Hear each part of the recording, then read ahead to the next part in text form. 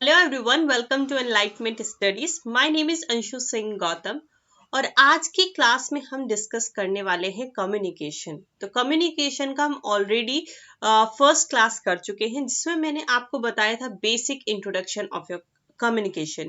Communication system basically जो subject है, उसमें बेसिक्स आपका मैसेज सिग्नल क्या होता है, कैरियर सिग्नल क्या होता है, मॉड्यूलेटेड सिग्नल क्या होता है, कम्युनिकेशन कैसे किया जाता है, मॉड्यूलेशन क्या होता है, ये कुछ फ्यू टर्म्स हमने समझी थी। बहुत इंपॉर्टेंट क्लास है। अगर आपने उस वीडियो को अभी तक नहीं देखा है तो जाकर उस वीडियो को जल्दी से फटाफट से देख लीजिएगा and then come to this video, क्योंकि अगर आप उस वीडियो को देखेंगे तो आपके कॉन्सेप्ट्स बहुत अच्छे से क्लियर हो जाएंगे। तो अगर आप चाहते हैं कि आपके कॉन्सेप्ट बहुत अच्छे से क्लियर हो जाए, ठीक है, मैं एकदम प्रैक्टिकल वे में लेके चल रही हूँ सब्जेक्ट को। एकदम जो आपके एग्जाम में पूछे जाने वाला है वो बताने वाली हूँ, आपके कॉन्सेप्ट्स क्या है वो बताने वाली हूँ। प्रैक्टिकल वे में आप इसे अपने कम्युनिकेशन को कैसे रिलेट कर पाएंगे वो भी हम इस क्लास में जानेंगे। तो चलिए इसी के साथ क्लास को स्टार्ट करते हैं। और अगर अभी तक आपने क्लास को अभी तक वीडियो को लाइक शेयर एंड सब्सक्राइब नहीं किया है तो जल्दी से वीडियो को लाइक सब्सक्राइब एंड शेयर कर दीजिए। देखिए, ये जो आपकी DFCCIL की क्लासेस हो रही हैं, ये फ्री क्लासेस हो रही हैं, तो आपके कोई चार्जेस नहीं हो रहे हैं। तो ऑब्वियसली इसमें मैं कोई एडवर्टाइजमेंट नहीं कर रही हूँ, सिर्फ मैं ही अभी तक मैं ही इसमें इन्वॉल्व हूँ। तो इसलिए यहाँ पर मैं अभी तक आपसे कोई भी चार्जेस नहीं ले रही हूँ और मैं आपको पूरा सिलेबस कराऊंगी। Don't worry about that. बस आपको इतना सा कर दीजिएगा, क्योंकि यहाँ पर मैं कोई एडवर्टाइजमेंट नहीं है, जैसे मैंने अभी बताया कुछ और नहीं हो रहा है, ठीक है। तो शेयर कर दीजिएगा, क्योंकि आप ही जो भी स्टूडेंट्स हैं, सिर्फ आप ही लोग हैं जो भी हैं जो एडवर्टीजमेंट कर सकते हैं, ठीक है। क्योंकि जब एडवर्टीजमेंट करते हैं, जब फिर पैसे देने पड़ते हैं, फिर फाइनेंशियल लगेगा, तो ऑफकोर्स वो थोड़ा खर्चा ज्यादा हो जाता है। तो फिर ऑफकोर्स फिर चार्जेस लगाने पड़ते हैं आपके सिलेबस कंप्लीट कराने के लिए, आपके पेड बैचेस आते हैं इसीलिए, क्योंकि फिर वहां पे खर्चे होने लगते हैं। कोई टैपिंग वाले को पैसे दो, आपके एडवर्टीजमेंट के लिए पैसे दो, बहुत सारी चीजें हो जाती है, काफी सारी। तो मैं इन सब चीजों में पैसे नहीं अभी इन्वेस्ट कर रही हूँ। तो आप अगर आप चाहते हैं कि पेड बैचेस ना, आपके फ्री क्लासेस चलते रहे, तो बस एक काम कर दीजिएगा, वीडियो को ज्यादा से ज्यादा शेयर जरूर कर दीजिएगा। तो चलिए अभी हम टाइम वेस्ट नहीं करते हैं, let's start the class. And as we discussed about the communication, हमने कम्युनिकेशन में जो लास्ट टॉपिक हम लोग पढ़ रहे थे, we were discussing about the channel bandwidth and the signal bandwidth. मैंने आपको कंपेयर करके भी बताया था कि जैसे channel bandwidth is like road and signal bandwidth is like इंसान, ठीक है। कि अगर एक मोटा इंसान है और पतली सी रोड है, तो वो मोटा इंसान उस पतली सी रोड में नहीं जा पाएगा, ठीक है। यानी कि अगर चैनल की frequency, bandwidth is a frequency of range, तो अगर चैनल का हमारा रेंज ही कम है, तो हमारा, और सिग्नल की रेंज ज्यादा है, तो उसमें कैसे जा पाएगा, नहीं जा पाएगा। तो दैट इज व्हाट। तो हमने ये चीजें ऑलरेडी पढ़ चुकी थी, मैं इसको दोबारा एक्सप्लेन नहीं कर रही हूँ, मैं इस कॉन्सेप्ट को बस एक बार याद दिला रही हूँ कि we were discussing about the channel bandwidth and what signal bandwidth. तो वहीं से हम कंटिन्यू करते हैं, और यहाँ पे हमारे एक दो पॉइंट यहाँ पे मिस हो गए थे, छूट गए थे, तो मैंने यहाँ पे लिख दिया उन दो पॉइंट्स को। इसको ध्यान से सुन लीजिएगा, ये कॉन्सेप्ट पॉइंट ऑफ व्यू से बहुत बहुत इंपॉर्टेंट रहेगा। तो पॉइंट क्या है? We can not transmit signal through free space in spite channel bandwidth of free space is infinity due to interference in free space. आप एक सिग्नल को फ्री स्पेस में, ठीक है, ट्रांसमिट नहीं करते हैं, ठीक है। जैसे कि सिग्नल है, आप कहेंगे कि मैम ऐसे पूरा फ्री स्पेस है, क्यों हमें बैंडविड्थ, जैसे मैंने आपको बताया था ना कल, कि जैसे ये चैनल है, ठीक है, ये चैनल है, तो आपका सिग्नल इसी चैनल से क्यों भेजे हम? ये तो पूरा सारा फ्री स्पेस ही है ना। जैसे पूरा लैपटॉप है, सिग्नल यहाँ से चला जाए या यहाँ से चला जाए, या ऐसे घूम के इसका मन करे ऐसे जाने का, ऐसे चला जाए, ठीक है। तो ऐसे क्यों नहीं, वाई, ठीक है, ऐसे क्यों नहीं हो पा रहा है? जब फ्री स्पेस है हमारे पास, तो हम ऐसे क्यों नहीं कर पा रहे? तो आप खुद सोचिए, इमेजिन करिए कि हमारे पास एक गांव है, ठीक है। अगर इसमें रोड बनी होगी, ठीक है, अगर इसमें प्रॉपरली रोड बनी होगी, तो जो भी इंसान है या गाड़ी है वो इसी रास्ते से जाएगा। एक दूसरे से टकराने के चांसेस बहुत ही रेयर है, ठीक है, नहीं टकराएगा अगर प्रॉपरली चलेंगे। लेकिन अगर कोई प्लेन है, ऐसे अगेन एक गांव है, उसमें रास्ता ही नहीं बना है, तो कोई इंसान इस तरफ जा रहा है, कोई इंसान इस तरफ जा रहा है, ये ऑफ कोर्स टकराएंगे, ठीक है। तो वही केस आ जाता है आपके सिग्नल्स के साथ। सिग्नल्स का क्या केस है, अब कंपेयर करिएगा, ठीक है।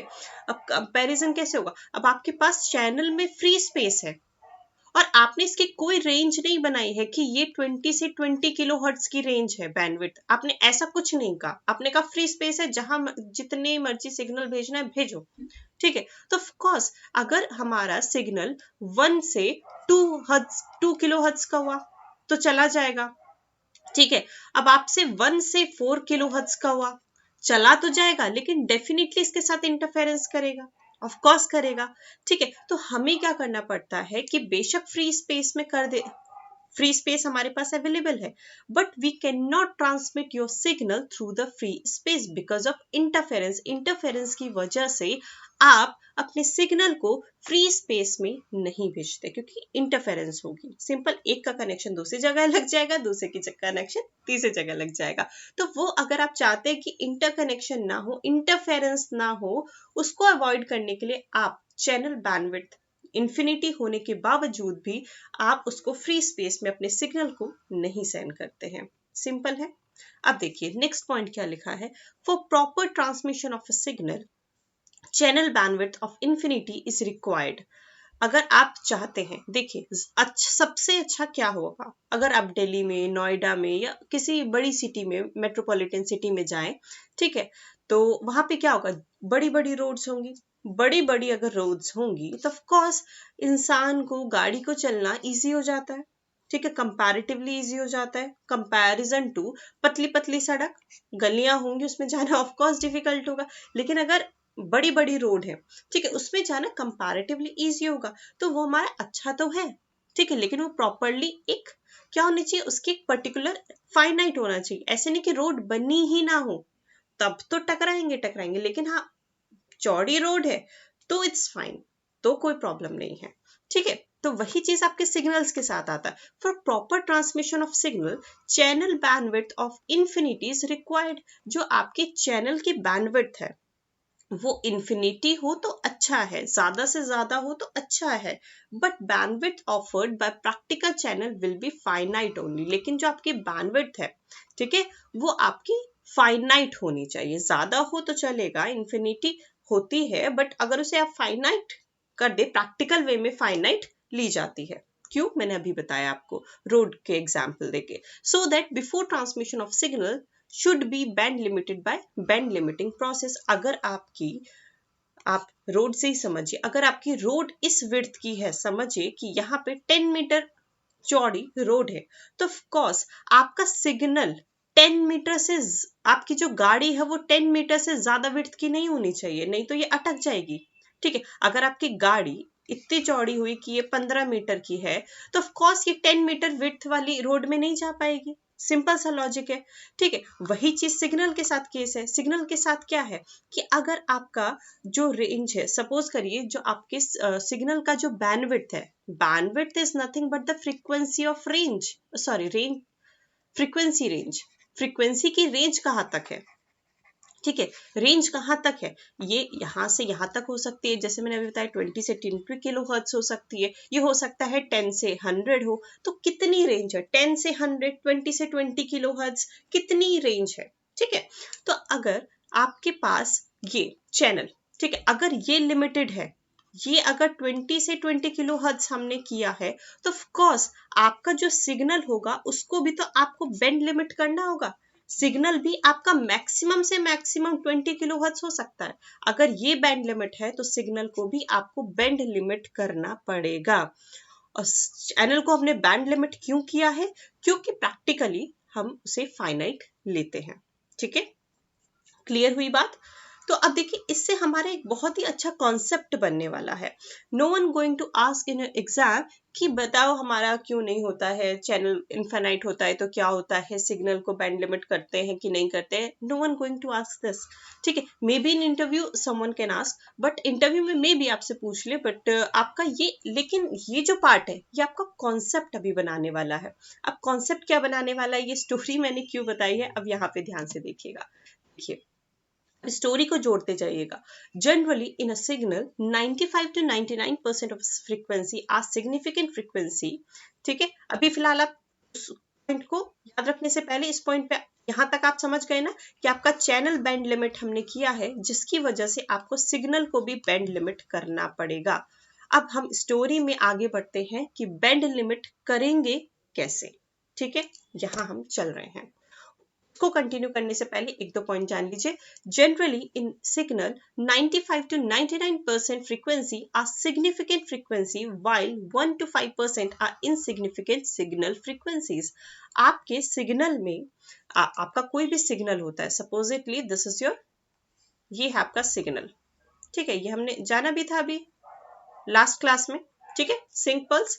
तो अब आपके पास क्या है, सपोजिटली ये आपका सिग्नल है, तो इसमें बहुत ही 95 to 99%, ठीक है, जो आपकी फ्रीक्वेंसी होती है वो आपके significant, generally in signal 95 to 99% frequency are significant frequency. ठीक है, इसमें आपकी 95 to 99% फ्रीक्वेंसी आपकी सिग्निफिकेंट होती है, 1 to 5% आर इनसिग्निफिकेंट। ये जो इनसिग्निफिकेंट फ्रीक्वेंसीज होती है हम इसको हटा सकते हैं। नाम से समझ आ रहा है कि 95 से 99% इंपॉर्टेंट है, सिग्निफिकेंट है, 1 से 5% फ्रीक्वेंसी आपकी ऐसे ही होती है। ठीक है, इनसिग्निफिकेंट होती है, इतनी इंपॉर्टेंट नहीं होती है।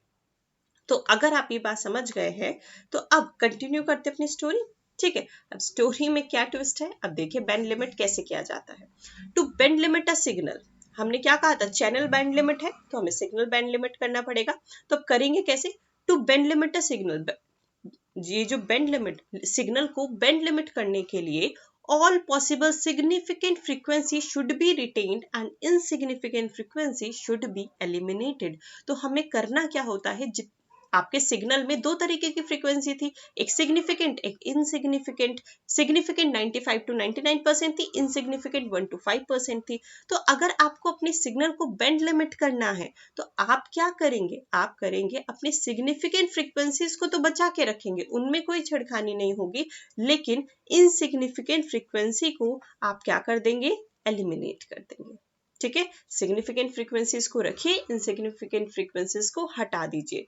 Significant frequencies contain 95 to 99% of the total strength of the signal. जो सिग्निफिकेंट फ्रीक्वेंसीज होती है उसी में ही आपका सिग्नल का ज्यादातर स्ट्रेंथ होती है। सोचिए 99%, 95 to 99% स्ट्रेंथ ही है, तो उसमें उसको अगर हम रख लेंगे, रिटेन कर लेंगे, तो हमारा काम चल जाएगा, हमारी इंफॉर्मेशन हमारी मिल जाएगी हमें। ठीक है, और जो इनसिग्निफिकेंट फ्रीक्वेंसीज में अननेसेसरली हमारी फ्रीक्वेंसी बैंडविड्थ बढ़ रही थी वो हमारी कम हो जाएगी। ठीक है, एग्जाम्पल, यहाँ पे एग्जाम्पल देखते हैं।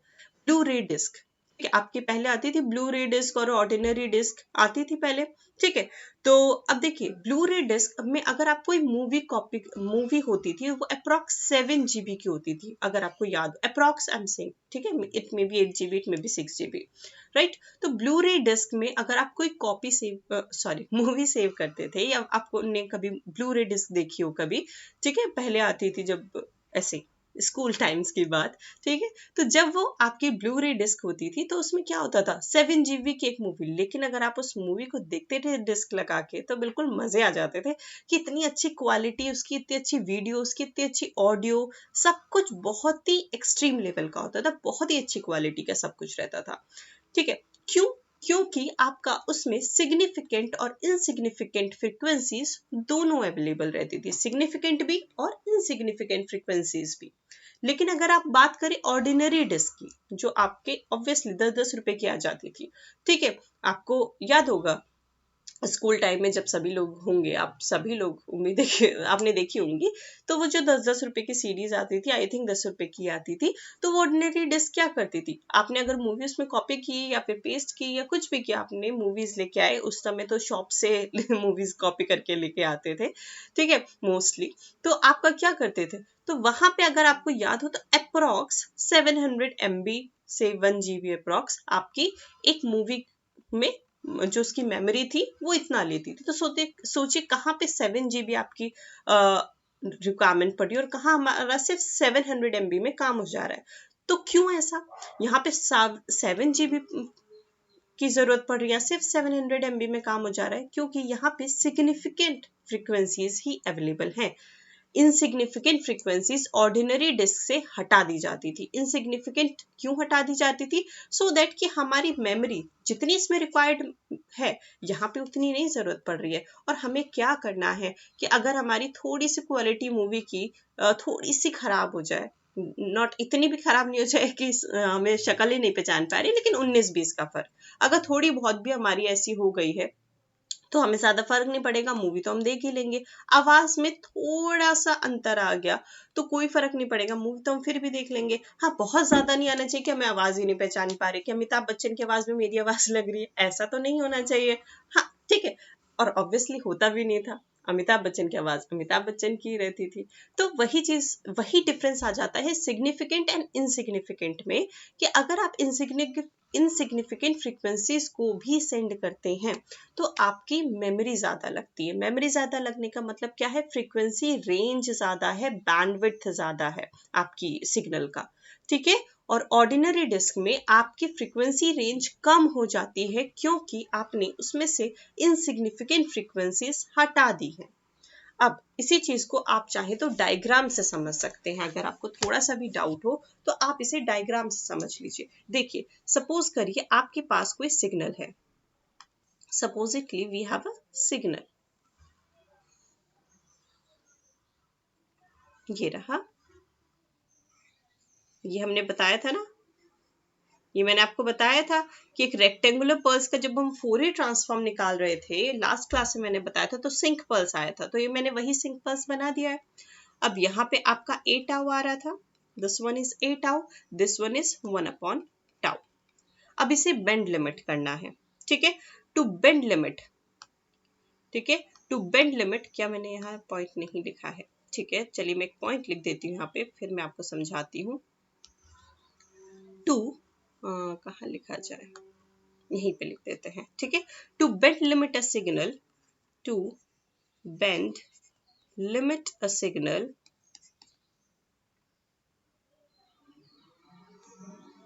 चलिए तो छोड़िए, यहीं से डायरेक्टली बता देते, आप लोग समझ जाएंगे।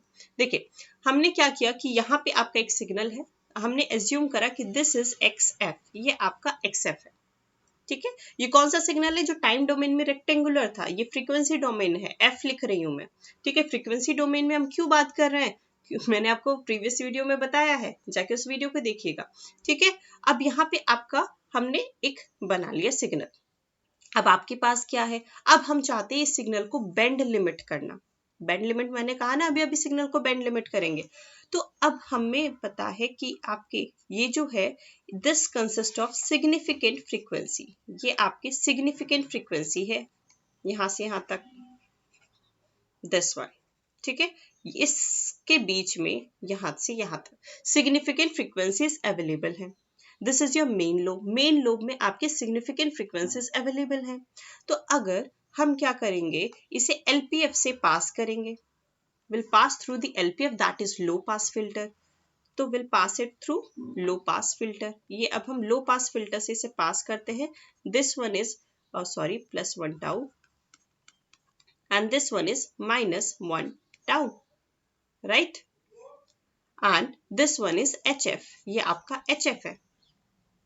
अब देखिए, ये आपका पूरा सिग्नल है। अब हम इसे लो पास फिल्टर से जब पास करेंगे तो आपका कौन सा सिग्नल आ जाएगा? सिर्फ ये, क्योंकि -1/टाउ से 1/टाउ है, ठीक है। इसी वाली रेंज का लो पास फिल्टर बस इतना कट के बाहर आ जाएगा, बाकी सब एक्सट्रैक्ट हो जाएगा। लो पास यानी कि लो फ्रीक्वेंसी, लो को ही पास करेगा, ठीक है, लो फ्रीक्वेंसीज को ही पास करेगा। तो अब आपका सिग्नल क्या आ जाएगा? देखिए, कुछ इस तरीके से, ये अप्रॉक्स कुछ इसी तरीके से, अप्रॉक्स ये इसी तरीके से है, ठीक है। तो मैं इसे अप्रॉक्स बना दे रही हूँ। ये this one is a tau, ये आपका ए टाउ है, एंड दिस वन इज -1/टाउ, एंड दिस वन इज 1/टाउ। This is your band limited signal, ये आपका बैंड लिमिटेड सिग्नल हुआ, दैट इज HF.XF। हमने अगर इन दोनों का डॉट किया, दैट इज मल्टीप्लिकेशन, तो आपका ये सिग्नल आ जाएगा। अब हम मैक्सिमम जगह पर इसी बैंड लिमिट सिग्नल की बात करेंगे। इसीलिए बस इस बात को समझाने के लिए कि ये सिग्नल कहाँ से आया है, इस चीज के लिए मैंने पूरी स्टोरी बताई थी। तो मुद्दे की बात यह है कि आपको बस इतना याद रखना है कि अगर मैं इसको ड्रॉ करूं तो आप समझ जाइएगा कि ये कहाँ से आया है, कि लो पास फिल्टर से हमने पास किया था एक सिंक को, और सिंक एक्चुअल में क्या है, रेक्टेंगुलर पर्ल से टाइम डोमेन में। ये स्टोरी इस तरीके से जुड़ जानी चाहिए आपकी, ठीक है। ऐसे रटने की जरूरत नहीं है कि हम ये वाला सिग्नल माने कि वो वाला माने, क्या माने, रटने की जरूरत नहीं है। पूरी थ्योरी क्लियर रहनी चाहिए। अगर आपका ये पार्ट क्लियर है तो आपका कम्युनिकेशन एकदम सिंपल सब्जेक्ट हो जाएगा, दैट्स माय गारंटी। लेकिन अगर आपको ये कॉन्सेप्ट्स क्लियर नहीं है तो communication that will be a most difficult subject in your EC branch. अगर आपके कॉन्सेप्ट्स क्लियर है, स्टार्टिंग में बस आपकी 3-4 क्लासेस, ये जो बेसिक्स है ना, इसको खास करके बहुत ध्यान से सुन लीजिएगा, ठीक है। खैर, हम बात करते हैं अब अपने एग्जाम पॉइंट ऑफ व्यू से रिलेटेड। अब ये तो हमें कॉन्सेप्ट समझ आया कि हम आगे पढ़ने क्या वाले हैं। मैं अब हर मैक्सिमम जगह पर इस सिग्नल को बनाने वाली हूँ, तो ध्यान रखिएगा, ठीक है। अब हम बात करते हैं एक मॉड्यूलेशन प्रॉपर्टी, ठीक है। अब मॉड्यूलेशन प्रॉपर्टी हम बहुत बार सुनेंगे, मॉड्यूलेशन प्रॉपर्टी बहुत बार यूज करेंगे। अब मॉड्यूलेशन प्रॉपर्टी क्या कहती है कि अगर xt का फोरियर ट्रांसफॉर्म xf है, तो हमारा xt इफ, और अगर हम xt को cos 2 pi f not t से मल्टीप्लाई कर दे, अगर हम अपने सिग्नल को cos 2 pi f not t से मल्टीप्लाई कर दे, तो आपका क्या हो जाएगा। देखिए, एफ नॉट पे ध्यान दीजिएगा, मैं यहाँ पे सिग्नल हम इसी के थ्रू बनाने वाले, जितने भी स्पेक्ट्रम हमारे होंगे। तो यहाँ पे हमारे पास क्या आ जाएगा, x। देखिए, ये वाला फोरियर ट्रांसफॉर्म, इसका x यहाँ पे लिखा। तो ये जो सिग्नल है, इसकी फ्रीक्वेंसी कहाँ शिफ्ट हो जाएगी, ठीक है। ये xt था, तो x की जो फ्रीक्वेंसी है दैट इज f, माइनस वो शिफ्ट हो जाएगी f माइनस f नॉट पे, plus f plus f not divided by 2, 10। अगर ये आपको समझ नहीं भी आया है, कोई बात नहीं, आपका क्योंकि फोरियर ट्रांसफॉर्म है, फोरियर ट्रांसफॉर्म जब हम सिग्नल्स पढ़ेंगे तब मैं आपको एक्सप्लेन करूंगी। बस आपको यहाँ पे इतनी बात समझ आनी चाहिए कि आपकी अगर ये xt सिग्नल की फ्रीक्वेंसी f है, तो अगर आप cos 2 pi f not t से उसको मल्टीप्लाई कर दे, तो उसकी जो फ्रीक्वेंसी होगी वो शिफ्ट हो जाएगी f नॉट पर, ठीक है। f minus f not, f plus f not पर। इतनी बात, ये बात आपको और अच्छे से समझ आएगी जब हम स्पेक्ट्रम बनाएंगे। तो इस चीज को अभी यहीं पे छोड़ के रखिएगा, इसे हम कंटिन्यू करेंगे जब हम स्पेक्ट्रम बनाएंगे, ठीक है। तब और ज्यादा आपको डायग्राम के थ्रू क्लियर हो जाएगा, अगर किसी को थोड़ा बहुत डाउट भी आ रहा है तो। Now will move to the amplitude modulation. Amplitude modulation किसे कहते हैं। एम्पलीट्यूड मॉड्यूलेशन, जैसे मैंने आपको कल भी बताया था, कल मैंने आपको इसको एक्सप्लेन किया था। तो एम्पलीट्यूड मॉड्यूलेशन किसे कहते हैं, एम्पलीट्यूड में मॉड्यूलेशन, ठीक है। मैंने आपको कल एक्सप्लेन किया था ना इस चीज को। बताइए जल्दी से, कमेंट करके जल्दी से बताइए, what is amplitude modulation, comment करिए क्या मैंने बताया था। देखिए, amplitude modulation is one of the earliest है, मॉड्यूलेशन है। जब आपके मॉड्यूलेशन आपके आए थे तो वन ऑफ द अर्लीस्ट है ये स्कीम, ठीक है। तो एम्पलीट्यूड मॉड्यूलेशन आप जानते हैं है क्या। मैंने आपको कल डायग्राम के थ्रू भी बताया था, अभी भी मैं शॉर्टकट में ही बता रही हूँ, इसको मैं और ज्यादा भी एक्सप्लेन करूंगी। अभी हमारा सिर्फ बेसिक पार्ट चल रहा है। तो आपका देखिए, एक supposedly we have a signal like this, हमारे पास इस तरीके से कोई सिग्नल है। चलिए इसे थोड़ा सा ऊपर बना लेते हैं। Supposedly we have a signal like this, ठीक है। इस तरीके से हमारा कोई मैसेज सिग्नल है। मैसेज सिग्नल मैं ऑलरेडी कल बता चुकी हूँ, मैसेज सिग्नल प्रीवियस वीडियो को देख लीजिएगा। फिर हमारे पास कोई कैरियर सिग्नल है like this, then we have a carrier signal like this, this is a cos signal suppose. Now अब हमारे पास क्या हो जाएगा, this is your CT that is carrier. अब एम्पलीट्यूड मॉड्यूलेशन में क्या होगा, अब यहां पे ध्यान से देखिएगा, हमारा ये रहा। इस डायग्राम को मैं दोबारा रिपीट करूंगी, बस अभी मोटा मोटा जान लीजिए, बहुत ज्यादा डिटेल में नहीं जा रही हूं यहाँ पर। ये जो कैरियर है, देखिए मैसेज सिग्नल का एम्पलीट्यूड यहाँ पे बढ़ रहा है तो हमारा कैरियर भी यहाँ पे बढ़ेगा, लाइक दिस, ये बढ़ रहा है। अब हमारा देखिए डिक्रीज हो रहा है तो अब हमारा एम्पलीट्यूड भी कम होता जाएगा कैरियर का, लाइक दिस, ये कम होता जा रहा है, कम होता जा रहा है। अब फिर से एम्पलीट्यूड बढ़ने लगा तो अब फिर से हमारा कैरियर कुछ इस तरीके से बढ़ने लगेगा, लाइक दिस। तो this is your amplitude modulation. इसमें क्या हो रहा है, ठीक है, इसमें बताओ क्या हो रहा है, इसमें amplitude of the carrier, carrier का एम्पलीट्यूड, ये रेड वाला कैरियर मैंने बनाया ना, तो कैरियर का एम्पलीट्यूड चेंज हो रहा है किसके अकॉर्डिंग, मैसेज सिग्नल के एम्पलीट्यूड के अकॉर्डिंग। मैसेज सिग्नल का एम्पलीट्यूड जैसे जैसे चेंज कर रहा है, ब्लू वाला जैसे जैसे चेंज कर रहा है, रेड वाला ब्लू वाले की तरह ही तो चेंज कर रहा है। पहले ये रेड वाला ऐसे हुआ करता था, लेकिन जैसे ही एम्प्टी के साथ उसे मॉड्यूलेशन किया तो हमारा सिग्नल कुछ इस तरीके से आने लगता है। यानी कि when the carrier signal is modulated according to the message signal amplitude, then it is known as amplitude modulation। तो इसे हम एम्पलीट्यूड मॉड्यूलेशन कहते हैं। इसकी डेफिनेशन में दोबारा से लिखाऊंगी, so I am not going to write it here, ठीक है, तो मैं इसे यहाँ पे नहीं लिख रही हूँ। अब इंपॉर्टेंट बात क्या है, अब हम यहाँ पे जानते हैं। देखिए सॉरी, अब यहां तक हमने जान लिया। अब देखिए एज्यूम करा है हमने, assume M T message signal is equals to M T. आपका जो मैसेज सिग्नल है वो क्या है, एम्प्टी है। और कैरियर सिग्नल क्या है, कैरियर सिग्नल इज सीटी। अभी हमें एम्प्टी हमें नहीं पता है कि हमारा मैसेज सिग्नल क्या है, अभी हमें ये नहीं पता है, बट सीटी हमने एज्यूम कर लिया है ऑलरेडी कि सीटी है हमारा cos, that is AC cos 2 pi F C T, this one. तो कैरियर सिग्नल हमने डिसाइड कर लिया है, this is AC cos 2 pi F C T.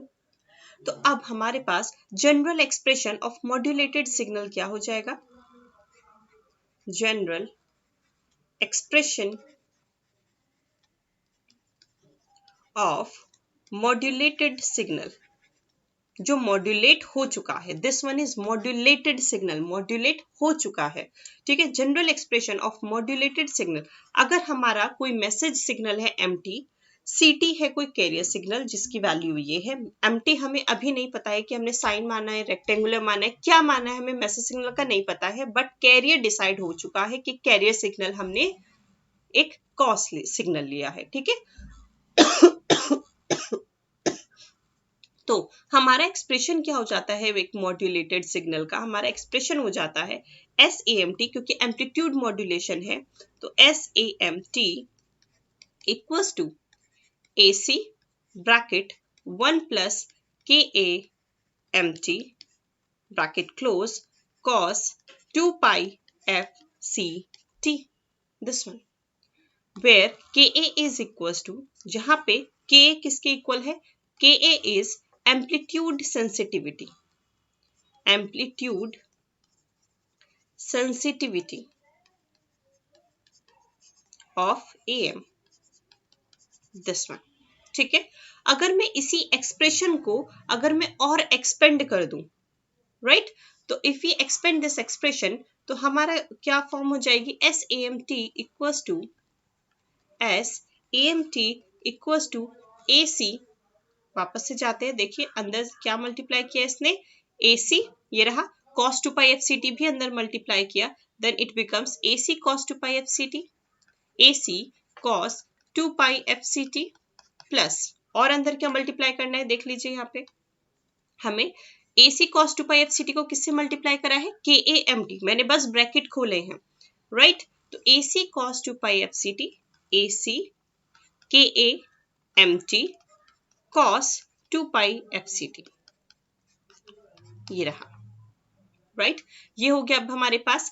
अब यहाँ पे हमें पता होना चाहिए this one, AC cos 2 pi FCT हमारा क्या था, AC cos 2 पाई FCT हमारा कैरियर था, दैट इज CT, राइट, और AC KAMT cos 2 pi FCT, अब यहाँ पे हमारा क्या है, that means this one is your modulated signal, modulated signal. तो जब आप एक्सप्रेशन लिखते हैं तो एक्सप्रेशन में आपके पास एक कैरियर सिग्नल आता है, ये रहा carrier signal, this is your carrier signal. आपके पास एक्सप्रेशन में कैरियर सिग्नल आता है और दूसरा मॉड्यूलेटेड सिग्नल आता है, राइट? तो अब आप इसी एक्सप्रेशन को और सिंप्लीफाई कर लेते हैं। अगर आपको ये सभी बात पता है, SAMT equals to AC cos 2 pi FCT को क्या लिख सकते हैं, CT प्लस KAMT CT, और चाहे तो आप CT को बाहर लेके 1 प्लस KAMT याद रख सकते हैं, राइट? चाहे मैं लिख भी देती हूँ, चलिए, CT ब्रैकेट 1 प्लस KAMT, और देखिए आप चाहे तो देख सकते हैं आपका जो सबसे पहला एक्सप्रेशन था वो यही तो था। आप चाहे इस एक्सप्रेशन को याद रखिए, चाहे पहले वाले को याद रखिए, कोई प्रॉब्लम नहीं है। SAMT equals to CT 1 plus KAMT। क्या आपका अब क्वेश्चन आता है कि क्या अब आपका ये एक्सप्रेशन एग्जाम में पूछा जाएगा? ये this diagram is important but for JE exam, मतलब जो भी आपके जेई एग्जाम वगैरह होते हैं, जैसे एग्जीक्यूटिव पोस्ट आपका जनरली डिप्लोमा के लिए, तो जूनियर इंजीनियर के लेवल का उसका एग्जाम आता है जनरली, तो आपका इस फॉर्मूले पे बेस्ड डायरेक्टली क्वेश्चंस जनरली नहीं पूछे जाते हैं। लेकिन अगर आपको ये पार्ट नहीं समझ आया तो इसमें छोटे छोटे पार्ट, जब फॉर्मूले में आगे KA यूज होगा, ये KA यूज होगा या फिर आगे एक दो चीजें और आएंगी, तो वो पार्ट आपको नहीं समझ आएगा, इसलिए यहाँ पे मैंने ये चीज बताई है, ठीक है? कि बस आपका इंट्रो हो जाए इन सब्जेक्ट इन टर्म से, सो दैट कि आपको एकदम एलियन ना लगे कि भैया ये कहाँ से आ गया, ये कब, ये तो मैम ने पढ़ाया नहीं, तो ऐसे एलियन जैसी चीजें ना हो, इसलिए मैंने बता दिया। लेकिन जनरली आपके जो भी आपके जेई और डिप्लोमा लेवल के जितने भी एग्जाम होते हैं उसमें जनरली ये डेरिवेशन टाइप्स नहीं पूछते हैं, ठीक है? लेकिन आपके ये जितने भी टर्म्स है CT, MT, KA, ये सब आपके फैमिलियर होने चाहिए। तो अगर आपको इसकी डेरिवेशन नहीं में भी कोई प्रॉब्लम आ रही है, कोई प्रॉब्लम नहीं है, क्या इंपॉर्टेंट है क्या नहीं इंपॉर्टेंट है वो मैं आपको साथ के साथ बताती जाऊंगी कि क्या चीज कॉन्सेप्ट के लिए इंपॉर्टेंट है, क्या चीज आपके एग्जाम पॉइंट ऑफ व्यू से इंपॉर्टेंट है, राइट? लेकिन अगर आ भी जाए तो आपको पता होना चाहिए कि ठीक है ये चीज ये होती है, राइट? तो अब हमने ये हम लिख लेते हैं, this is your standard AM signal, standard AM signal, ये आपका स्टैंडर्ड AM सिग्नल होता है, राइट? अब इसी में ही थोड़े थोड़े चेंजेस होते जाएंगे, आगे हम इसी ये जो बेस बना है ना, इसी बेस पे ही आगे बिल्डिंग बनती जाएगी। तो अब देखिए अगर आपको इतना समझ आ गया है तो अब एक चीज और समझिए यहाँ पे। अब हमारे पास क्या है, यहाँ पर supposedly we have a signal, हमारे पास यहाँ पे हम एक चीज ड्रॉ करते हैं,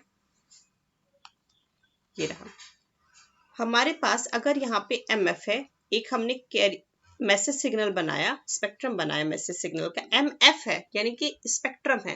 फ्रीक्वेंसी में जो ग्राफ्स जैसे बनाते हैं ना, इनको स्पेक्ट्रम कहा जाता है क्योंकि फ्रीक्वेंसी रहती है, ठीक है? तो ये जो हमने स्पेक्ट्रम बनाया, this one is minus omega, this one is omega, ये दोनों इक्वल है। यहाँ पे मुझे डायग्राम में थोड़ा सा ऐसे अनइवन दिख रहा है, बट चलिए बना ही देते, कहीं इसी तरीके से ना बना लें,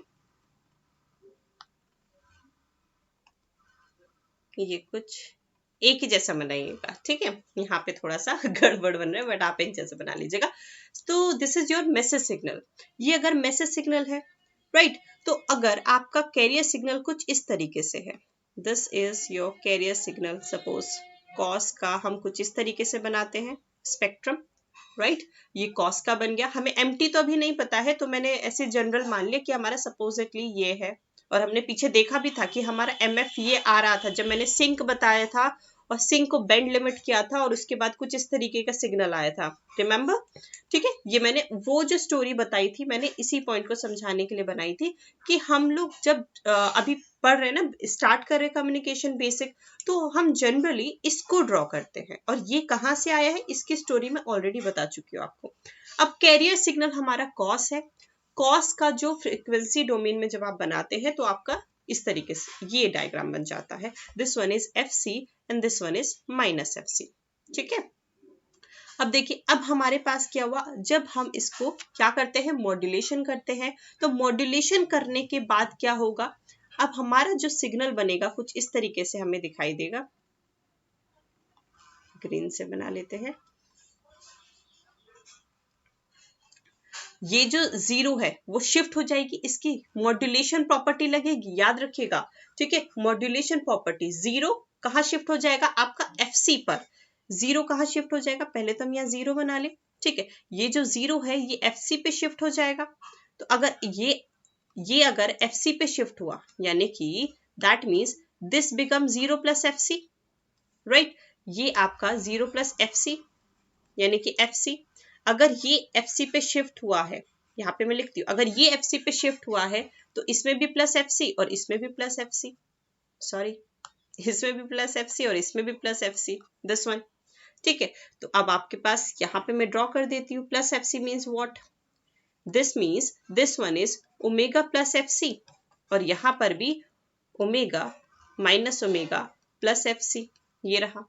सिमिलरली मैंने आपसे क्या कहा था कि अब माइनस FC पे भी तो शिफ्ट करेगा, मॉड्यूलेटेड प्रॉपर्टी, मॉड्यूलेशन प्रॉपर्टी। देखिए यहाँ पे मैंने आपको मॉड्यूलेशन प्रॉपर्टी बताई थी, एक जगह जो भी इसकी फ्रीक्वेंसी है वो F0 पे एक बार प्लस होगी और एक बार माइनस होगी, एक बार प्लस होगी एक बार माइनस होगी, जो फ्रीक्वेंसी है। तो मैंने अभी प्लस किया है, मैंने अभी क्या किया है, प्लस किया है, सारे में प्लस FC किया है। अब मुझे माइनस FC भी तो करना पड़ेगा, तो लेट मी रेज दिस। अब यहाँ पे हर जगह मैं माइनस FC करूंगी,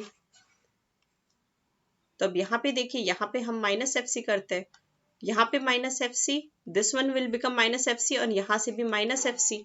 ठीक है, तो अब हम इसे प्लॉट कर लेते हैं, ये रहा, this one is minus FC, centre frequency will become minus FC। ये वाला पॉइंट क्या हो गया, ओमेगा माइनस FC, और ये वाला क्या हो गया, माइनस ओमेगा माइनस FC, ये रहा। और कैरियर तो बनाना ही है, डोंट फॉरगेट दैट, कैरियर तो हमें बनाना ही है, ये रहा। इस तरीके से हम बनाते हैं, राइट। अब देखिए, खैर अगर आपको ये नहीं भी बनाना आया, अगेन कोई प्रॉब्लम नहीं है। ये जो डायग्राम है ये किस चीज के लिए मैं बता रही हूँ, अब मैं बता देती हूँ आपको। मुद्दे की बात ये है कि आपको ये मोस्ट इंपॉर्टेंटली ये पॉइंट याद रखना है कि आपका ये वाला जो साइड है इसे कहते हैं अपर side band, this point is upper side band. ये जो बाहर वाले हैं ना, इसे कहते हैं अपर side band. Again this one is upper side band, again this one is upper side band. ये जो अंदर है, ये जो दोनों पार्ट हैं, this one is lower side band, इनको कहा जाता है लोअर साइड बैंड। ये जो आपकी ये जो हमारे, ठीक है, इंपल्स जो दिख रही हैं, दिस इज योर कैरियर, ये आपका कैरियर है, ये दोनों ही, ठीक है, ये आपके कैरियर है, ये रहा आपका कैरियर सिग्नल। ठीक है, मोस्ट इंपॉर्टेंटली आपको यही याद रखना है, इनसाइड वाले लोअर फ्रीक्वेंसीज यानी कि लोअर साइड बैंड है, ये आपका लोअर साइड बैंड है, ये भी आपका लोअर साइड बैंड है। ठीक है, और आपका अपर साइड बैंड कौन सा है, ये रहा आपका अपर side band, this one is your upper side band, these two, this is your upper side band. तो आपको मोस्ट इंपॉर्टेंटली क्या याद रखना है, अगेन आई एम रिपीटिंग, कि सबसे पहले एम्पलीट्यूड मॉड्यूलेशन क्या होता है, डेफिनेशन आपसे पूछी जाती है कि जब कैरियर का एम्पलीट्यूड चेंज किया जाता है, एम्पलीट्यूड वेरी किया जाता है, किसके अकॉर्डिंग, मैसेज सिग्नल के एम्पलीट्यूड के according, then it is known as amplitude modulation, right. दूसरा पॉइंट आपको ये याद रखना है कि आपका ये अपर साइड बैंड होता है और ये लोअर साइड बैंड होता है। बाकी स्टोरी सब इन्हीं कॉन्सेप्ट को बिल्डअप करने के लिए थी, ठीक है, कोई आपसे एग्जाम में ये प्लॉट नहीं करवाने वाला है, राइट। हाँ, एक चीज यहाँ पे और रह गई है, यहाँ पे अगर मैं पूछूं, ये जो मैंने सिग्नल बनाया है इसकी अगर मैं बैंडविड्थ अगर आपसे पूछूं, ठीक है, अगर मैं इसकी बैंडविड्थ आपसे अगर मैं पूछूं कि what is the bandwidth of the signal, what is the bandwidth of AM signal, हमने यहाँ पे AM सिग्नल बनाया अभी अभी, ठीक है, तो हमारी इसकी बैंडविड्थ कितनी है, बैंडविड्थ मैंने आपको बताया था, बैंडविड्थ कितनी हो जाएगी, मैक्सिमम, यहाँ पे देखिए मैंने आपको कल फॉर्मूला बताया था कि मैक्सिमम पॉजिटिव, ठीक है, आपके बताया था ना, मैक्सिमम पॉजिटिव आपका जो होता है उसकी पॉजिटिव फ्रीक्वेंसीज को ही माइनस करते हैं, तो आपकी यहाँ पे बैंडविड्थ कैसे फाइंड आउट हो जाएगी, FC plus omega minus FC minus omega, गलती से भी नेगेटिव इधर वाले इसको माइनस मत कर दीजिएगा, सिर्फ इसको और इसको माइनस करना है, ठीक है, पॉजिटिव वाले पार्ट को ही माइनस करते हैं हमेशा। कल मैं ऑलरेडी बता चुकी हूँ, वहां से देख लीजिएगा। इसको सब्ट्रैक्ट कर दीजिए, देन वी गेट 2 ओमेगा। तो AM को कितनी बैंडविड्थ की रिक्वायरमेंट पड़ती है? 2 omega. Omega is message signal frequency और वी कैन राइट 2 FM। एक ही बात है, ओमेगा को 2 पाई एफ गलती से भी मत कर दीजिएगा। ओमेगा यहाँ पर ओमेगा मैंने मैसेज सिग्नल की फ्रीक्वेंसी कंसीडर करी है। आप चाहे उसे FM लिखे चाहे ओमेगा लिखे, it's your choice, right. So FM, तो बहुत जगह आपको 2 FM दिखेगा, बहुत जगह आपको 2 ओमेगा दिख सकता है। तो याद रखिएगा बैंडविड्थ ऑफ द AM की बैंडविड्थ, ठीक है, AM की बैंडविड्थ डायरेक्टली पूछी जाती है आपसे एग्जाम में कि AM की बैंडविड्थ फाइंड आउट करिए। तो AM की बैंडविड्थ याद रखिएगा, AM की bandwidth is equal to twice of FM। जो भी मैसेज सिग्नल की फ्रीक्वेंसी है उसको multiply by 2 is equal to the AM bandwidth, वो आपकी AM की बैंडविड्थ होती है। सिंपल था, ठीक है। अब देखिए, अब हम चलते हैं सिंगल टोन AM में। Single tone AM, right. अब सिंगल टोन AM क्या है? अभी तक देखिए हमने जो जनरल एक्सप्रेशन AM का पढ़ा था उसमें हमें नहीं पता था कि हमारा मैसेज सिग्नल क्या है, MT की वैल्यू हमें नहीं पता थी और हमने जनरल MT को ही कंसीडर करके इक्वेशन बनाई थी। लेकिन सिंगल टोन में तो हमें पता चल जाता है कि मैसेज सिग्नल हमारा में, सिंगल टोन का मतलब मैंने लास्ट क्लास में बताया था। Single tone means those signal that is having, जिस मैसेज सिग्नल में that is having single frequency component, जिस भी मैसेज सिग्नल में एक फ्रीक्वेंसी कंपोनेंट होगा that is single tone AM, वो सिंगल टोन AM हो जाएगा। डाउट है तो प्रीवियस वीडियो में डिस्क्रिप्शन में डाल दूंगी या फिर ऊपर आपको जो आइकन होगा उसको क्लिक कर दीजिएगा, आपको प्रीवियस क्लास मिल जाएगी, ठीक है। तो यहाँ पे सिंगल टोन AM का अगर हम एक्सप्रेशन फाइंड आउट करें तो देखिए यहाँ पे अब हमें MT की वैल्यू पता है, क्योंकि सिंगल टोन मैंने कल भी एक्सप्लेन किया था कि MT is equal to AM cos 2 pi FMT। देखिए एक डाउट और आता है कि क्या हमेशा मैसेज सिग्नल cos ही रहेगा? No, it can be anything, it can be sine, it can be any other signal, it can be, कुछ भी मैसेज सिग्नल हो सकता है। मैसेज है ना, तो मैसेज तो कोई भी सिग्नल हो सकता है, लेकिन जनरली हम लोग cos इसे कंसीडर करते हैं, ठीक है। जब हम बेसिक पढ़ रहे होते हैं तो हम इसे cos ही कंसीडर करते हैं बीटेक लेवल तक। तो अब MT is equal to AM cos 2 pi FMT। Message signal हमने एक ही फ्रीक्वेंसी कंपोनेंट है, सिर्फ FM है, FM2 FM3 तो है नहीं, सिर्फ एक ही FM, तो हमारा ये सिंगल टोन है। अब हमें MT पता है, CT तो हमने ऑलरेडी पहले से पता ही था, CT is equal to AC cos 2 pi FCT, ये हमें ऑलरेडी पता ही था, तो हम AM में पढ़ते ही आ रहे हैं। तो अब हमारा एक्सप्रेशन होता क्या था? अगर आपको AM का एक्सप्रेशन याद हो, SAMT, अगर आपको एक्सप्रेशन याद हो कमेंट करके बताइए फटाफट से। एक्सप्रेशन क्या था हमारे पास? एक्सप्रेशन था AC bracket 1 plus KA MT bracket close cos 2 pi FCT, this one, ये आपका एक्सप्रेशन था। अब हमें क्योंकि MT की वैल्यू पता है सिंगल टोन में, तो लेट्स पुट द वैल्यू, तो पुट कर देते हैं वैल्यू। बाकी वैल्यूज तो एज इट इज है, AC 1 plus KA MT, KA को ऐसे रहने दीजिए। MT की वैल्यू अब हमें पता है कि AM cos 2 पाई FMT है, तो यहाँ पर क्या हो जाएगा? A cos 2 pi FMT, this one, बाकी ऐसे ही रहने दीजिए cos 2 पाई FCT, ये रहा cos 2 पाई FCT। अब यहाँ पर क्या हुआ? अब एक चीज का ध्यान दीजिएगा, सॉरी यहाँ पे मैंने एक चीज नहीं लिखी, इसे इरेज करते हैं। अंदर वाला मैं फिर से बता देती हूँ, इसमें एक टर्म में से बाय मिस्टेक छूट गई थी, बिकॉज KA को KA लिखा, MT is AM cos 2 pi FMT, तो यहाँ पे AM भी तो आएगा, मैंने AM नहीं लिखा था by mistake, cos 2 pi FMT, this one. अब हम एक टर्म लिखते हैं यहाँ पर, mu is equal to KAAM, तो हम इस KAAM को हम एक नाम दे देते हैं, that is mu, and this is known as, where mu is equal to modulation index, जहां पर आप म्यू को कहते हैं this is your modulation index and it is one of the most index, ठीक है। तो इट इज, जो म्यू के फॉर्मूले में जितने भी बताऊंगी बहुत बहुत अच्छे से याद रखिएगा। ये डेरिवेशन ही मैंने इसलिए कराई है सो दैट कि मैं आपको इंट्रोड्यूस कर पाऊं म्यू से। के ए इंट्रोड्यूस हो चुका है प्रीवियस डेफिनेशन में, इसमें सॉरी प्रीवियस जो हमने डेरिवेशन की थी, और अब हमने म्यू इंट्रोड्यूस किया है सिंगल टोन में, राइट? हो गया है। अब म्यू इज इक्वल्स टू के ए एम। कोई आपसे डेरिवेशन नहीं पूछेगा, अगेन आई एम रिपीटिंग, आपको ये चीज मैं इसलिए बता रही हूँ कि एम टी, सी टी, के ए, म्यू से आप इन सब चीजों से फैमिलियर हो जाएं, क्योंकि इनसे आपके फॉर्मूले पूछे जाते हैं, उन पे बेस्ड न्यूमेरिकल आपके आते हैं, राइट? तो म्यू इज इक्वल टू के ए एम। तो अब आप इस इक्वेशन को अगेन रिराइट कर सकते हैं, अगेन लिख सकते हैं, that will become S A M T equals to S A M T equals to AC as it is 1 plus KAM की प्लेस पर you can put mu। now ये mu रखा, बाकी तो वैसे ही रहेगा, that is cos 2 pi f m t bracket close, cos 2 pi f c t is remaining, then f c t like this।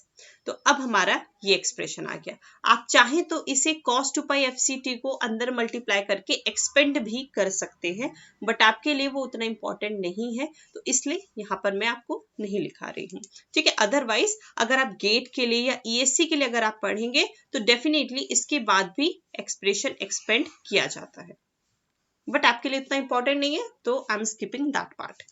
तो cos 2 pi हम क्या करते हैं बेसिकली, अगर आप करना चाहें तो आप करके भी देख लीजिएगा। cos 2 pi AC cos 2 pi FCT को यहाँ पर AC cos 2 pi FCT आ जाएगा, AC cos 2 pi FCT को आप सेकेंड टर्म से मल्टीप्लाई कर लीजिएगा, फिर cos से cos b का फॉर्मूला बनेगा इस वाले पार्ट में, जब दोनों को मल्टीप्लाई करेंगे cos से cos b को भी खोल दीजिएगा, फिर जो हमारे पार्ट बचेंगे उसमें एक कैरियर होगा, ठीक है, एक FM प्लस FC होगा और एक FM माइनस FC होगा, जो कि अपर साइड बैंड होगा और लोअर साइड बैंड होगा। क्लियर?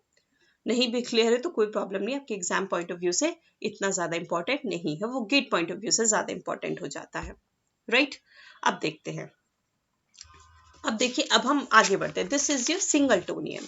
अब सिंगल टोन एम अगर हम पढ़ चुके हैं तो आगे देखते हैं। ये हमारे पास, हमने अपर side band lower side band देखा था ना, ठीक है। तो अगर आपने अपर side band lower side band देखा था, तो अब आप यहाँ पर एक चीज और देखिए, पावर ऑफ एम। सबसे ज्यादा इंपॉर्टेंट जो भी स्टोरी अभी, जो भी फॉर्मुलेट, जो भी डेरिवेशन में करा रही थी, वो इस चीज के लिए करा रही थी, पावर ऑफ एम के कॉन्सेप्ट बनाने के लिए।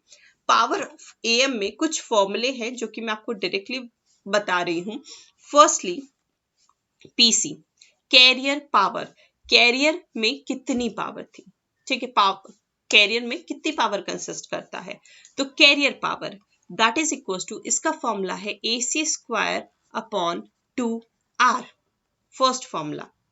सेकेंड फॉर्मूला PUSB,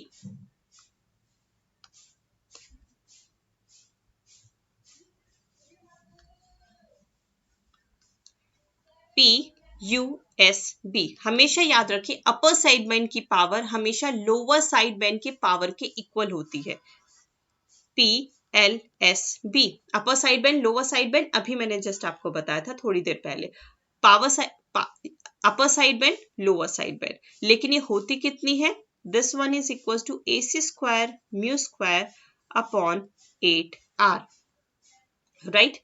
अब एक पॉइंट और याद रखिएगा, third point, PSB side band, side band, side band होता है आपका PUSB प्लस PLSB, दो साइड बैंड है, upper side band lower side band, तो इन दोनों को मिला के हमने एक टर्म दे दिया साइड बैंड, ना अपर और लोअर, अपर लोअर का झंझट ही खत्म, साइड बैंड हो रहा है। साइड बैंड का मतलब है उसमें अपर लोअर दोनों कंसिस्ट हो जाएगा। अगर मैं कहूंगी आपसे साइड बैंड, दिस, ये हमने बनाए थे ना साइड बैंड, दिस वन, ठीक है, तो ये आपका लोअर था, ये आपका अपर था, तो साइड बैंड की अगर मैं बात कर रही हूँ तो ये है आपका साइड बैंड, राइट? और जो भी इंफॉर्मेशन आपकी हमेशा होती है वो साइड बैंड में ही होती है, याद रखिएगा।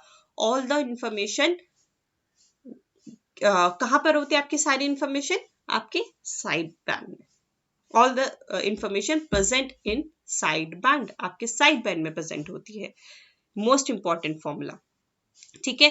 अब पीएसबी, अब आपको पता है यूएसबी और एलएसबी आपके इक्वल होते हैं, ये भी आपको पॉइंट पता है। तो दैट मीन्स पीएसबी यू, अगर आप चाहे तो इसको ये भी लिख सकते हैं PSB equals to twice of PUSB या फिर ट्वाइस ऑफ एलएसबी, और आपका पीएसबी डिवाइडेड बाय 2 हो जाता है पीयूएसबी, ये इस तरीके से, ठीक है। या फिर आप इसे मल्टीप्लाई करके देख लीजिए। इस पॉइंट को यहां से मैं हटा रही हूँ, सिर्फ मैंने समझाने के लिए बताया था, कॉमन सेंस से। तो ना, अब हम आगे भी चलते हैं। अब हमने यहाँ पे साइड बैंड पढ़ लिया। अब आपके पास अब और आगे फॉर्मूलेज आते हैं। नेक्स्ट फॉर्मूला इज पीटी, जो टोटल पावर है, ठीक है। Total power equals to PC plus जो कैरियर पावर थी प्लस लोअर साइड बैंड की power plus upper side band की पावर। हमने डायग्राम में देखा था ना, जब हमने यहाँ पर मैंने एक स्पेक्ट्रम बनाया था आपको, ये मैंने आपको स्पेक्ट्रम, कहाँ चला गया मेरा स्पेक्ट्रम, ये वाला देखिए। टोटल पावर क्या होगी, कैरियर की पावर, अपर साइड बैंड की पावर और लोअर साइड बैंड की पावर, क्योंकि मैंने एम ही तो बनाया था, एम का स्पेक्ट्रम बनाया था मैंने, तो ये आपके पास हो गया। तो देखिए 3 ही हमारे पास यहाँ पर चीजें टर्म्स है, तो वही मैंने टोटल पावर लिखी है। Total power is equals to PC plus PLSB plus PUSB. Sorry for the interruption, ठीक है, वो एक्चुअली थोड़ा सा हो जाता है, तो घर पे हो एक्चुअली, इसलिए थोड़ा कभी कभी बीच में इंटरफेरेंस आ रहा होगा, sorry for that, but you will focus on the this, ठीक है। तो चलिए PT equals to PC plus PLSB plus USB, इसका पार्ट मैंने अभी बताया कि this one is equals to PSB, तो मैं यहाँ पे लिख देती हूँ PT is equals to PC plus PSB. आप इस फॉर्मूले को बहुत बहुत ज्यादा बार यूज करेंगे, काफी क्वेश्चन आपके इस फॉर्मूले पे बेस्ड पूछे जाते हैं। और पीएसबी अगर आपको पता है पीएलएसबी प्लस पीयूएसबी होता है, तो ऑफ कोर्स आप लिख लेंगे। अब देखिए, अब पीसी का फॉर्मूला आपको पता है, PC is equals to what, PC is equals to AC square upon 2r। Side band का भी आपको पता है, क्योंकि अगर ये 8r है तो पीएसबी, तो यहाँ पे पीएसबी क्या हो जाएगा, AC square mu square upon 4r, क्योंकि आपका पीयूएसबी पीएलएसबी इतना आया तो पीएसबी ये आ जाएगा, राइट। तो अब आपके पास क्या हो जाएगा, अगर आप पीसी की वैल्यू और पीएसबी की वैल्यू प्रीवियस स्लाइड से रखेंगे, तो पीटी का आपका एक फॉर्मूला आ जाता है, that is equals to PC bracket 1 plus mu square divided by 2, 10 formula. तो ये आपके पास फॉर्मूला बन जाता है, PT equals to PC 1 plus mu square by 2, and again this is one of the most important formula. ये अगेन आपका बहुत इंपॉर्टेंट फॉर्मूला हो जाता है।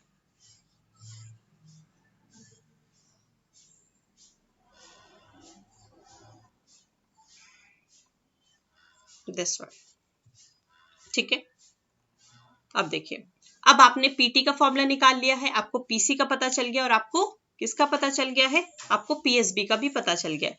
अब आप एक चीज का और याद रखिएगा, क्योंकि पीटी इक्वल्स टू पीसी, अब देखिए अगर मैं इसे एक्सपेंड कर दूं, तो आप देखिए पीटी इक्वल्स टू पीसी, इसे मैं एक्सपेंड कर रही हूं, plus PC mu square divided by 2, और आपको एक फॉर्मूला ये भी पता है, अगर आप इन दोनों को कंपेयर करें तो पीसी पीसी यहाँ है, पीटी पीटी यहाँ पर है, तो साइड बैंड किसके इक्वल आ गई, PC mu square by 2, then again I am getting one more formula, that is equals to PSB equals to PC mu square divided by 2, like this, ठीक है। तो इन फॉर्मूले को याद रखिएगा, I am removing this points.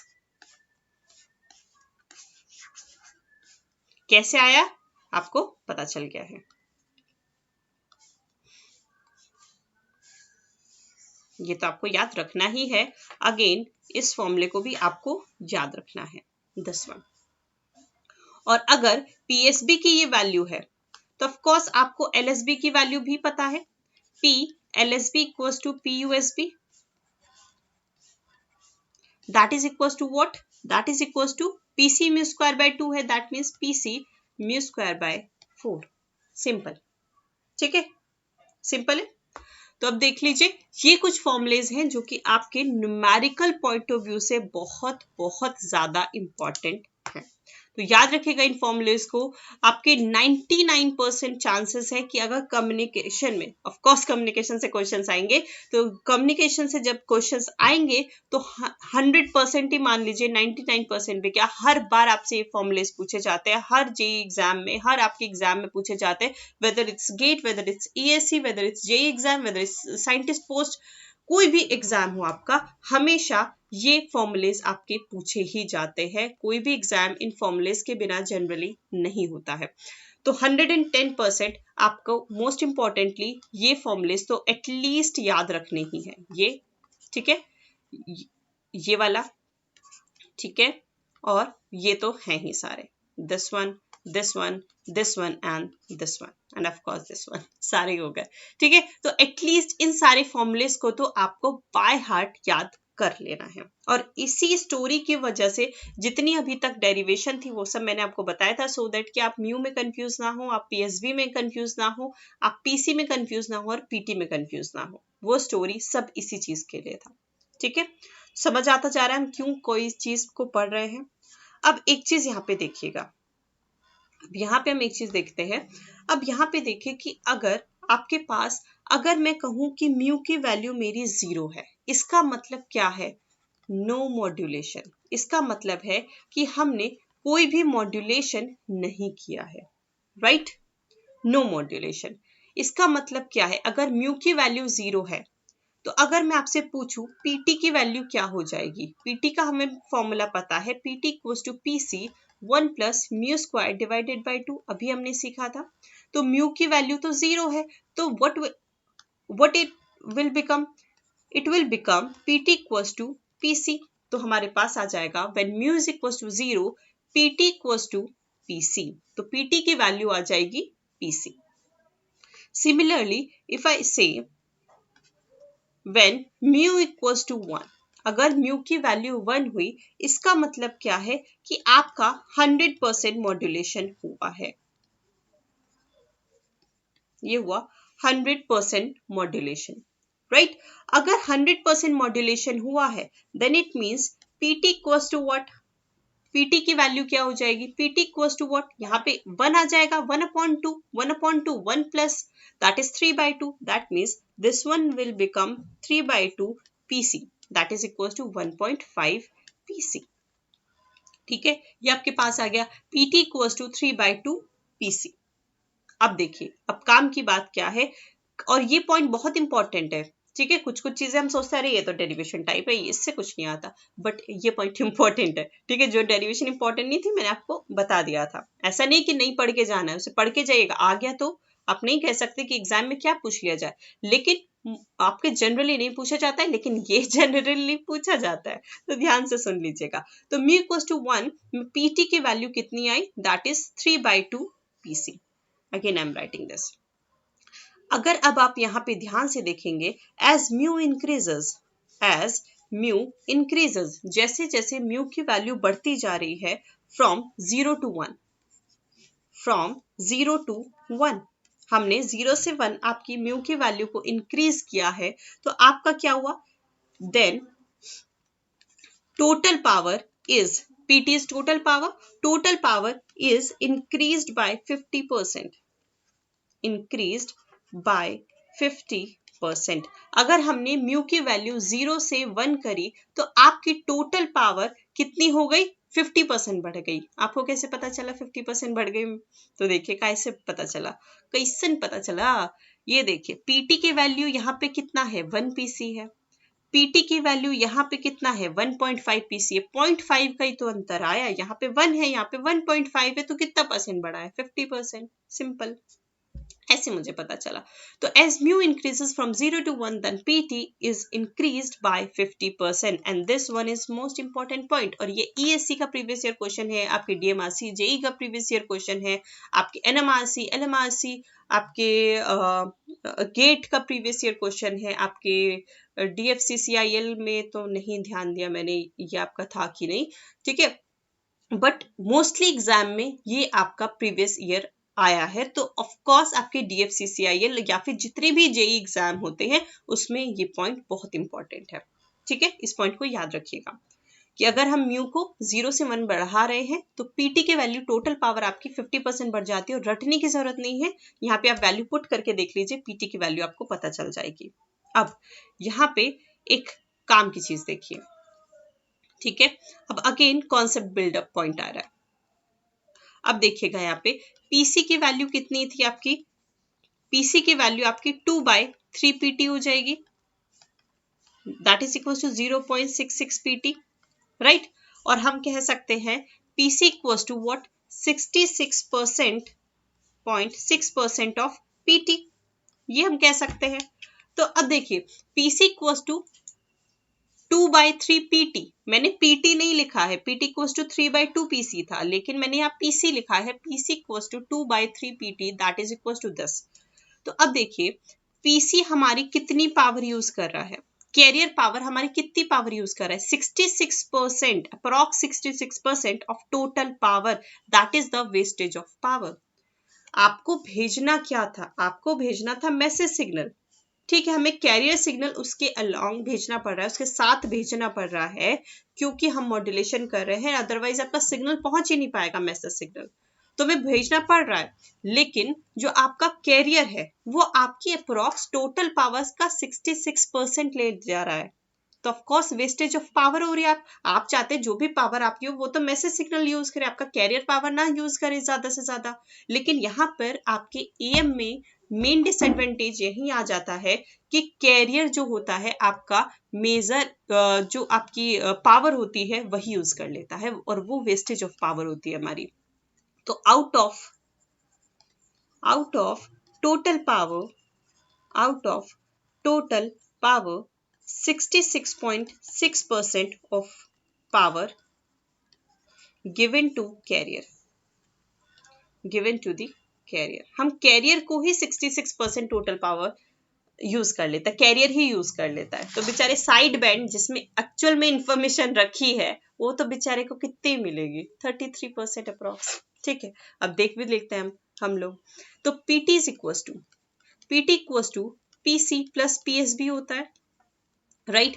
PC PT, PC अभी हमने देखा 2/3 पीटी है, 2/3 पीटी प्लस पीएसबी, यहां से पीएसबी की वैल्यू निकाल लीजिएगा, PSB equals to what, 1/3 PT, and that will become PSB equals to what, यहीं पे लिख लेते हैं, then it will become PSB equals to, यहां से मैं हटा रही हूं कहीं कट ना जाए, PSB equals to 0.33 pt, that is equals to 33% of pt। आप सोचिए जो हमें भेजना है that is side band, that is message signal, वो केवल 33% ही पावर को यूज कर पा रहा है, और जो कि हमें भेजना पड़ रहा है वो हमारा 66% पावर को यूज कर रहा है, ऑफ कोर्स वेस्टेज है। ठीक है, पता चले एक पेशेंट है जिसको आपको हॉस्पिटल भेजना है, उसके साथ मजबूरी में आपको उसके फ्रेंड को भी भेजना पड़ रहा है कि भाई उसमें जान नहीं है तो तुम उसके साथ चले जाओ, तुम थोड़े से स्ट्रांग हो। ठीक है, तो अब आपने एक ग्लूकोज भी दे रखा है साथ में। अब आप जो एनर्जी ग्लूकोज था वो पीना आपके पेशेंट को था, लेकिन पी लिया किसने, आपके जो उसका फ्रेंड गया था, तो ऑफकोर्स दिक्कत आ गई ना। और 66% उसके फ्रेंड ने पिया और 33% उस पेशेंट ने पिया, तो ऑफकोर्स आपको देनी किसको थी पावर, आपको अपने पेशेंट को देनी थी, लेकिन अपने पेशेंट को नहीं दी आपने, यूज किसने कर ली, एक्चुअल में यूज कर लिया आपने आपके फ्रेंड ने। ठीक है, तो वही चीज है कि आपको देनी जो पावर यूज करनी चाहिए थी वो साइड बैंड को यूज करनी चाहिए थी, लेकिन यहाँ पे यूज कौन कर रहा है, कैरियर, तो ऑफ कोर्स आपकी वेस्टेज ऑफ पावर हो गई, जो कि वहां पे वेस्टेज ऑफ आपका ग्लूकोज हो रहा था, वही चीज है। तो यहाँ पे आपको इतनी बात समझ आ गई। तो अब इसी को ही मैं आपके एक शॉर्ट फॉर्म में लिख देती हूँ, then when mu is equal to 0, तो आपके पास पीसी की वैल्यू कितनी हो गई, 100%। जब म्यू की वैल्यू 0 है तो जो कैरियर पावर है वो 100% ऑफ पीटी है, क्योंकि मॉड्यूलेशन ही नहीं है। ठीक है, तो अब आपके पास तो साइड बैंड आपका है ही नहीं, 0% ऑफ पीटी। दूसरा point, when mu equals to 1, तो आपके पास पीसी यूज करेगा 66% ऑफ पीटी टोटल पावर का 66% यूज करेगा और आपका साइड बैंड आपका 33.3% ऑफ पीटी यूज करेगा, लाइक दिस। क्लियर हुआ पॉइंट? इस पॉइंट को याद रखिएगा। अगेन ये पॉइंट्स आपके पूछे जाते हैं, दिस पॉइंट, ठीक है। अगेन ये पॉइंट आपसे पूछे जाते हैं। इन पॉइंट्स को बहुत बहुत अच्छे से याद रखेगा। रिमेंबर दिस पॉइंट कि म्यू की जो वैल्यू होती है वो कभी भी 0 से और 1 के बीच में नहीं पूछी जाती है। ये भी आपका एक बार एग्जाम में पूछा जा चुका है। अब इसमें एक फॉर्मूला और आ जाता है, that is equal to power efficiency. Power efficiency, power efficiency क्या होती है? इट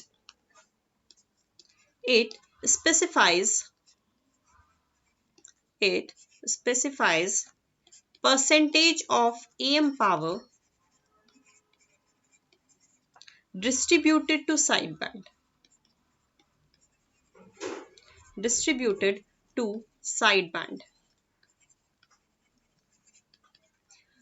कितनी AM की पावर आपके साइड बैंड को डिस्ट्रीब्यूट की जा रही है, दैट इज पावर एफिशिएंसी। कितना एफिशिएंट है, कितना साइड बैंड को पावर मिल रहा है, ठीक है। तो नीटा इक्वल्स टू, इसे हम डिनोट करते हैं नीटा से, और हम eta equals to, it is denoted by eta, ठीक है। Eta equals to PSB side band की power upon total power. Total power से उसमें कितने साइड बैंड को पावर मिल रही है, दैट इज पावर एफिशिएंसी। तो अगर आप इसे एक्सपेंड करेंगे, PSB को PC म्यू स्क्वायर बाय 2 रख लीजिए, PT को PC1 plus mu square by 2 रख लीजिए। जो फॉर्मूले हैं PSB और PT के, उनको अगर आप पुट करेंगे तो you get another formula, that is eta equals to mu square upon 2 plus mu square. आप चाहे तो फॉर्मूला पुट करके देख लीजिएगा, यही फॉर्मूला आपके पास आ जाएगा। तो आप कभी कभी इस फॉर्मूला से पावर एफिशिएंसी की वैल्यू निकालेंगे और कभी इस फॉर्मूले से, जो इजी पड़ेगा, जो वैल्यूज दी होंगी क्वेश्चंस में, उसके अकॉर्डिंग आप निकालेंगे value. And this is again most important formula, this is your power efficiency, right. ये आपकी पावर एफिशिएंसी हो गई। तो अभी हम यहीं पे क्लास को खत्म करते हैं, क्योंकि आपका टाइम आपका काफी हो चुका है। तो चलिए अभी क्लास को यहीं पे खत्म करते हैं। कल हम इन्हीं फॉर्मूले से रिलेटेड हम क्वेश्चंस करेंगे, इसी टॉपिक को कंटिन्यू करेंगे। बट क्लास को मिस मत करिएगा। मैं आपको बता दूं कि जो आपकी क्लासेस हो रही हैं, that will be Monday, Wednesday and Friday, ठीक है। आपकी जो क्लासेस हो रही है वो every Monday, Wednesday and Friday. अभी मैं वीक में 3 दिन क्लासेस ले रही हूँ। देखिए अभी मैं स्लाइड्स को आगे कर दूं थोड़ा सा, मैंने सोचा था कि यहाँ तक हो जाएगा बट हो नहीं पाया, तो ये मैं आपको नेक्स्ट क्लास में करवा दूंगी। एंड जो अभी हमारा टॉपिक चल रहा है उसी से रिलेटेड क्वेश्चंस हम करेंगे। और आपके टेलीग्राम ग्रुप, कोई भी डाउट आता है आपको तो टेलीग्राम ग्रुप है आपका, डिस्क्रिप्शन में आपका लगा होगा। वैसे electronics by Anshu ma'am is my Telegram group, आप टेलीग्राम पे सर्च कर लीजिएगा इलेक्ट्रॉनिक्स बाय अंशु मैम, तो आपको मिल जाऊंगी मैं। और डिस्क्रिप्शन में भी मैं उसका लिंक प्रोवाइड करवा दूंगी, तो आपको वहां पे भी मिल जाएगा। तो आप चाहे तो इंस्टाग्राम पे भी फॉलो कर सकते हैं, वहां पे भी कुछ कुछ चीजें मैं कोशिश करूंगी कि ऐड ऑन करती जाऊं। कभी कभी कुछ आपकी इन्फॉर्मेशन हो एग्जाम से रिलेटेड, आपकी क्लास से रिलेटेड, तो इंस्टाग्राम पे भी मैं कोशिश करूंगी कि मैं अपडेट करती जाऊं। आपका एक फेसबुक पर भी पेज बन चुका है, आप वहां पे भी देख सकते हैं, एनलाइटमेंट स्टडीज के नाम से, आप वहां पे भी जाके जुड़ सकते हैं। मैं सभी लिंक आपको डिस्क्रिप्शन में डाल दूंगी। प्रीवियस वीडियो को अगर आपने अभी तक नहीं देखा है उसको जरूर देख लीजिएगा। और कोई भी डाउट होता है चाहे आप कमेंट करके पूछ लीजिए, चाहे आप इलेक्ट्रॉनिक्स बाय अंशु मैम जो ग्रुप है जो डिस्क्रिप्शन में अवेलेबल है, चाहे वहां पूछ लीजिए। और टेलीग्राम ग्रुप में प्लीज अवॉइड अननेसेसरी मैसेजेस, उसमें अननेसेसरी मैसेज मत करिएगा। क्लास से रिलेटेड कोई भी डाउट है, क्वेश्चन में कोई डाउट है आपको, तो ही आप उसमें मैसेज करिएगा। No good mornings, no good afternoons, no happy Holi, no happy Diwali, ठीक है, अवॉइड करिएगा। क्योंकि उसमें मोर देन 1000 स्टूडेंट्स हैं, तो फिर अगर सभी लोग हैप्पी गुड मॉर्निंग या गुड आफ्टरनून करेंगे तो मुझे कोई प्रॉब्लम नहीं है, मैं तो गुड मॉर्निंग टू एवरीवन लिख सकती हूँ, लेकिन आप लोग का टाइम वेस्ट होगा, क्योंकि वो बैक टू बैक काफी सारे messages good morning good afternoon के आएंगे, इसलिए अवॉइड करिएगा, ठीक है। I am respect what you feel, लेकिन उस चीज के लिए मैं बस आपसे कहती हूँ कि अननेसेसरी अगर आप लोग मैसेजेस नहीं करेंगे तो आपका ही टाइम बचेगा उसमें, और आपको जो भी इंफॉर्मेशन चाहिए, चाहे क्वेश्चन रिलेटेड चाहे क्लासेस रिलेटेड, वो इजीली अवेलेबल हो जाएगी। ठीक है, और प्लीज उसमें जोक्स वगैरह कोई पॉलिटिकल प्लीज अवॉइड दैट। ठीक है, तो बाकी आपको क्लासेस से रिलेटेड डाउट आ रहे हैं, क्वेश्चन से रिलेटेड, डेफिनेटली 24 आवर्स आप लोग उसमें पोस्ट कर सकते हैं, और जो भी क्वेरी आएगी मैं उसको सॉल्व कर दूंगी। और पर्सनल मैसेज करना आपको टेलीग्राम पे, आप वो भी कर सकते हैं, उसमें कोई प्रॉब्लम नहीं। उसमें आप कुछ भी happy Diwali, happy teachers day, happy good morning, good afternoon, जो लिखना है लिखिए। पर्सनली मुझे लिखेंगे कोई प्रॉब्लम नहीं, लेकिन ग्रुप पे अवॉइड करिएगा। ठीक है, तो चलिए अब यहीं पर हम क्लास को फिनिश करते हैं। आपकी क्लासेस याद रखेगा, Monday, Wednesday and Friday, weekly 3 दिन होंगी आपकी क्लासेस। मैं कोशिश करूंगी इसकी फ्रीक्वेंसी बढ़ाने की, लेकिन शर्त एक ही है कि अगर व्यूज अच्छे आते हैं, आपके स्टूडेंट्स अगर मेरे यहाँ पर आप चाहेंगे कि मैं इस क्लास को कंटिन्यू करूं, शेयर ज्यादा से ज्यादा करेंगे, नंबर ऑफ स्टूडेंट्स अगर बढ़ते हैं तो ही मैं क्लास को कंटिन्यू करूंगी, otherwise I'm not going to continue these classes। तो अगर आप चाहते हैं कि क्लास वीकली हो जाए, आपके डेली क्लासेस लग जाएं, या फिर मैं इसको पूरा सिलेबस कराऊं, तो please share as much as you can. तो बिकॉज उसी से ही हमें पता चलता है कि आप लोग को पसंद आ रहा है कि नहीं, आपको इस चीज की जरूरत भी है या नहीं है जरूरत है, इन्हीं सब चीजों से मुझे पता चलता है। So thank you very much everyone. Video को सब्सक्राइब करना, शेयर करना एंड वीडियो को लाइक करना मत भूलेगा। कोई भी डाउट आता है तो कमेंट करना मत भूलेगा, और अगर नहीं पसंद आता है कोई प्रॉब्लम नहीं, आप मुझे प्लीज बताइएगा कमेंट के थ्रू कि आप जेन्युइन आप कमेंट कर सकते हैं, कोई प्रॉब्लम नहीं है। ठीक है, उसमें कोई सुधार की जरूरत है, definitely I do that also. Thank you very much everyone, bye bye everyone, and don't forget to share. Bye bye.